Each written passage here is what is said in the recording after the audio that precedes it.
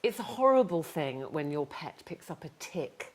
They look disgusting for a start, and we know they're very irritating to our pets. But they can also be very dangerous, passing on diseases to animals and humans. I mean, how dangerous are we talking, Simone?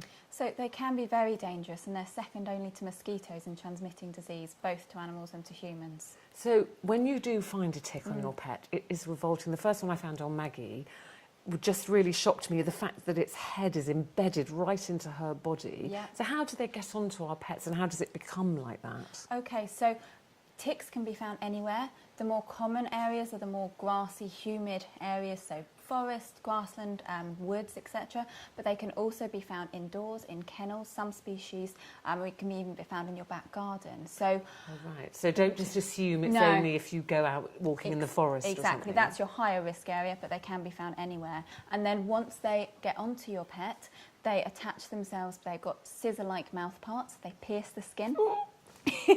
And then they secrete a cement-like substance. So it anchors itself in place, and then it engorges itself on the pet's blood. So an example of how big they can get is up to 200 times their original size. So if you have a look here, they originally start off at the size That's of not a real tick, is it? No. What's that? That's a little sesame seed. Oh. That's don't worry. That's how big they start off, and Right. up to 200 times their original size, so the size of a coffee bean. When you find a tick on your pet, it is horrible, isn't it? And they look so disgusting. What should you do if you find one? Regularly check your pet after you've gone walking, and remember, anywhere. So have a feel all over your dog. They do like the areas that are less Sorry, hairy. we're boring you. Are we boring you? They like the less hairy areas, so kind of in the middle of her, in between her ears, and then in between her little toes, and also on her tummy as well. So just rub your hands all over her body, applying gentle pressure so that you could feel a little bump if there was a tick there.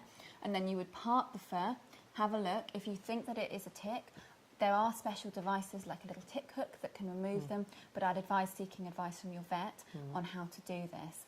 Yes, I have got that little tool, but I'm still not confident enough to do it in case I leave some in. Exactly, so go to your vet and they can do it for you or show you how. The other thing I've read is there's a connection between ticks and Lyme disease. I don't even really, if I'm honest, know what Lyme disease is. Lyme disease is caused by a bacteria, and it can be transmitted by ticks. It's been 40% of these ticks have been found to be carrying this bacteria. Lyme disease can affect your dog, it can also affect you. So in humans it can cause flu-like symptoms, and it can also become very serious if left untreated, and in your dog can cause lameness and lethargy. But that doesn't mean just because your dog's got a tick that they'll get Lyme disease. No. Don't worry, not every tick is going to be carrying this bacteria, but it's just really important to make sure you check yourself and your pet after a walk, because the cases across Europe are increasing, so we do need to raise awareness of this. And a really important thing to remember is treat with FRONTLINE Spot On a monthly basis for tick control. That doesn't stop them from attaching, so it will kill them within 48 hours and minimise the risk of disease transmission.